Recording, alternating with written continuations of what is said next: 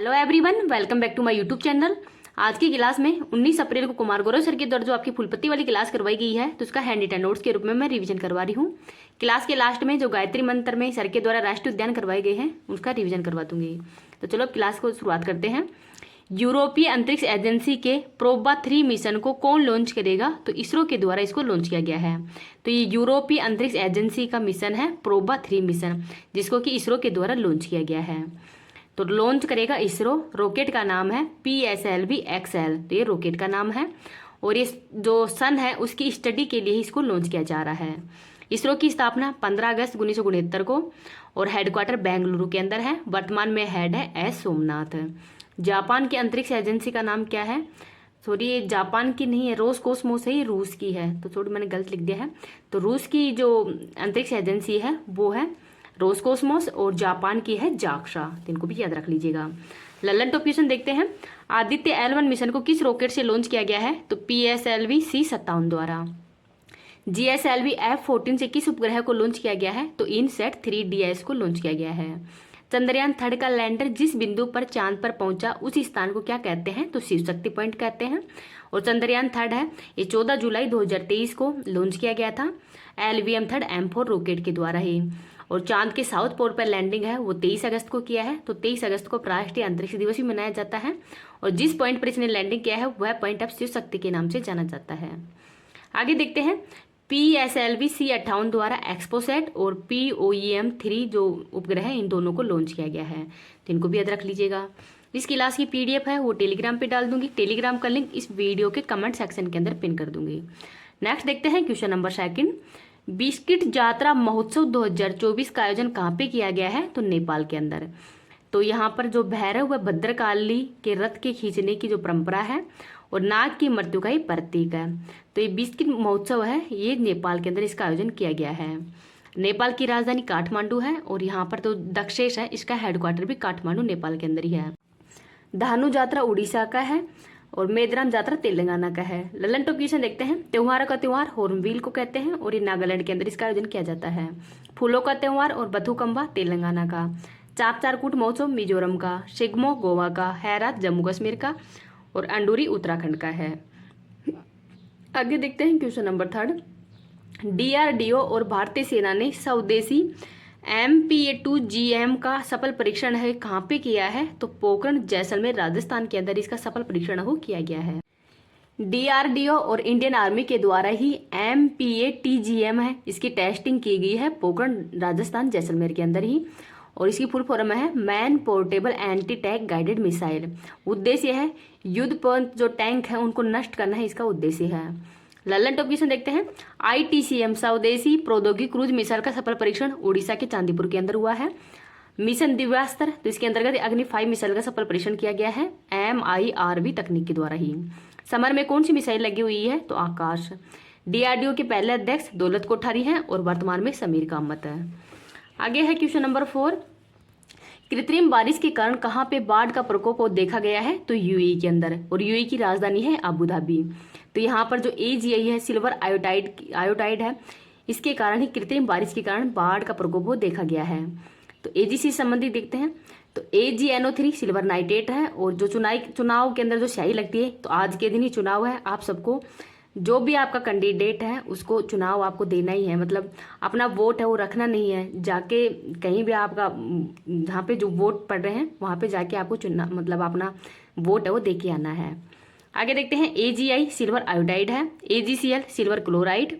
AGBR silver bromide है और ये फोटोग्राफी के अंदर यूज किया जाता है। नेक्स्ट देखते हैं क्वेश्चन नंबर 5। अंतरिक्ष में पहली बार युद्ध अभ्यास मिशन विक्टस हेज आयोजित करने की घोषणा किसने की है? तो USA के द्वारा। तो भारत और USA के मध्य कौन कौन से अभ्यास किए जाते हैं अन्य? तो कोप इंडिया, टाइगर ट्रम्प और वज्र प्रहार है, इसका आयोजन भी भारत और USA के मध्य ही किया जाता है। तो इनको भी याद रख लीजिएगा। ललन टॉप क्वेश्चन देखते हैं। वायु शक्ति 24, तो ये राजस्थान के पोखरण में हुआ है। मिलन नौसैनिक अभ्यास विशाखापट्टनम आंध्र प्रदेश में। और शहडा 10 सीख अभ्यास भारत और सऊदी अरब के मध्य। खंजर भारत और किर्गिस्तान। अयुत्या भारत और थाईलैंड।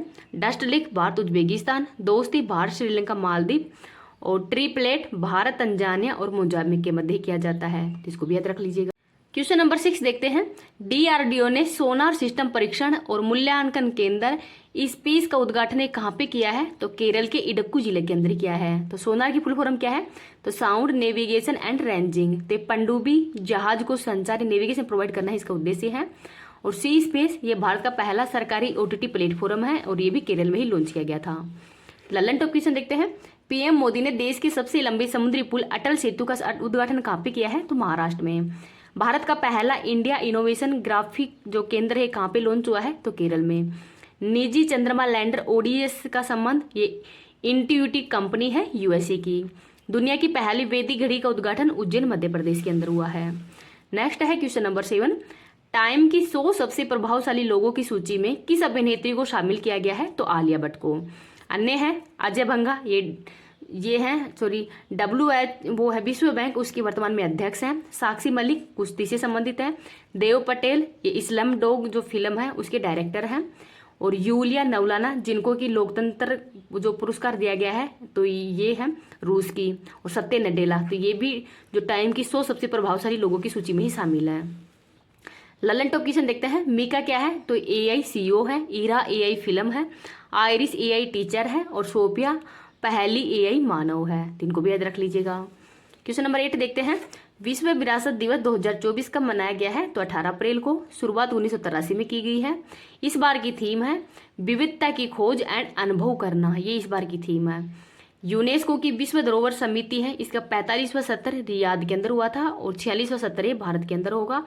तो 45वें सत्र में भारत के 2 स्थलों को शामिल किया गया है।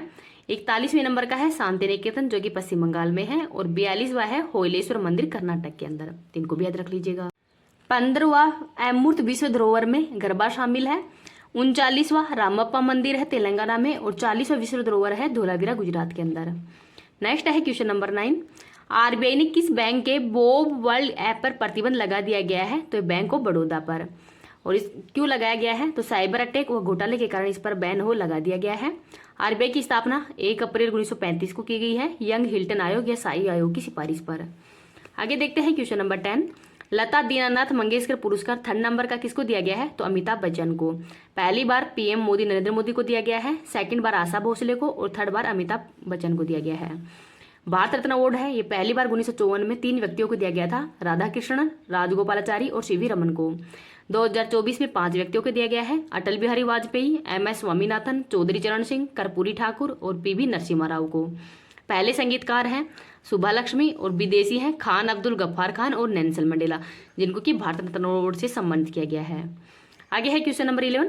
भारत ने जॉर्जिया में 13वें यूरोपीय गर्ल्स गणितीय ओलंपियाड 2024 में जीते 4 पदक। तो भारत के द्वारा इसमें 4 मेडल हो जीते गए हैं। कल मतलब अप्रैल महीने की करंट अफेयर्स है उसका रिवीजन तो होगा ही जो संडे वाला। उसके अलावा मैं जो सर के द्वारा रसगुल्ला सीरीज करवाई गई है अभी तक जितनी भी सर ने करवाई है उसका कंप्लीट मैं रिवीजन करवाऊंगी कल सुबह की क्लास के अंदर।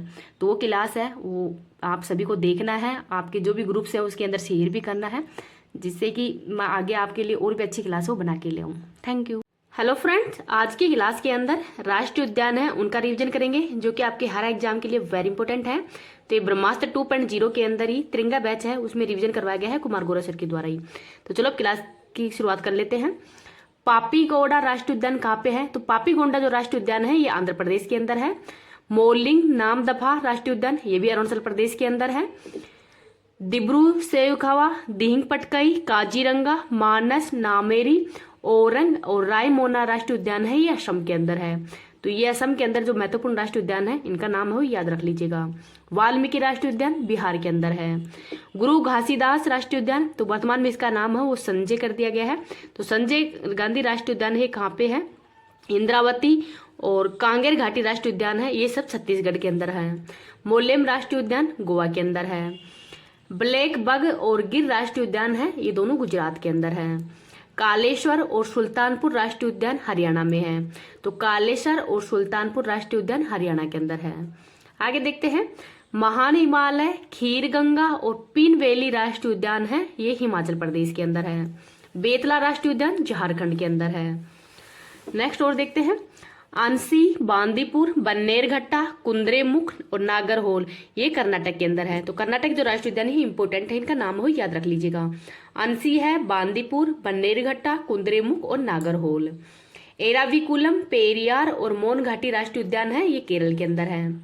बांधवगढ़, सतपुड़ा, वन विहार, पेंच, कान्हा, कुन्नो, माधव और पन्ना है, ये राष्ट्रीय उद्यान मध्य प्रदेश के अंदर है। संजय गांधी और तदोबा राष्ट्रीय उद्यान है, ये महाराष्ट्र के अंदर है। नेक्स्ट है केबुल लामजाओ राष्ट्रीय उद्यान, मणिपुर के अंदर है। तो एकमात्र तैरता हुआ राष्ट्रीय उद्यान कौन सा है, तो केबुल लामजाओ ही है। और मणिपुर के अंदर झील कौन सी है, तो लोकटक झील है। मुरलेन राष्ट्रीय उद्यान मिजोरम के अंदर है। बालकम और नोकरेक रिज जो राष्ट्रीय उद्यान है, तो ये नोकरेक रिज राष्ट्रीय उद्यान है, ये इंपोर्टेंट है, तो इसका भी नाम याद रख लीजिएगा, ये मेघालय के अंदर है। भितरकनिका और सिमलीपाल राष्ट्रीय उद्यान उड़ीसा के अंदर है। शारिष्का, केवलादेन घना पक्षी जो केवलादेव घना पक्षी है और मुकुंदरा हिल्स ये तीनों राष्ट्रीय उद्यान है, ये राजस्थान के अंदर है। कंचनजंगा राष्ट्रीय उद्यान सिक्किम के अंदर है। तो एकमात्र जो मिश्री धरोहर है वो भी कौन सी है, तो कंचनजंगा ही है। मृगवाणी राष्ट्रीय उद्यान तेलंगाना के अंदर है। आगे और देख लेते हैं मन्नार की खाड़ी, मधुमलाई और मुखर्ती। तो मन्नार की खाड़ी, मधुमलाई और मुखर्ती जो राष्ट्रीय उद्यान है ये तमिलनाडु के अंदर है। बाइसन तो राजबाड़ी बाइसन है, ये त्रिपुरा के अंदर है। दुधवा राष्ट्रीय उद्यान उत्तर प्रदेश के अंदर है। जिम कार्बेट, गोविंद, नंदा देवी, राजाजी और फूलों की घाटी ये उत्तराखंड के अंदर है। तो जो जिम कार्बेट राष्ट्रीय उद्यान है इसका वर्तमान में नाम है वो रामगंगा राष्ट्रीय उद्यान कर दिया गया है। और सबसे पहला राष्ट्रीय उद्यान कौन सा है, तो जिम कार्बेट ही है। तो जिम कार्बेट है, नंदा देवी, राजाजी, फूलों की घाटी ये उत्तराखंड के अंदर है। बुक्शा और जल्दापाड़ा राष्ट्रीय उद्यान पश्चिम बंगाल के अंदर है। सिंगालीला और सुंदरवन राष्ट्रीय उद्यान ये भी पश्चिम बंगाल के अंदर ही है। महात्मा गांधी मरीन ये अंडमान निकोबार के अंदर है। और रानी झांसी समुद्री और सैंडल पीक, तो सैंडल पीक है ये इंपोर्टेंट नाम है, ये अंडमान निकोबार के अंदर ही है। दाचीगम व किश्तवाड़ी राष्ट्रीय उद्यान है, ये जम्मू कश्मीर के अंदर है। तो किश्तवाड़ और दाचीगम राष्ट्रीय उद्यान जम्मू कश्मीर के अंदर है। हेमिस राष्ट्रीय उद्यान ये लद्दाख के अंदर है।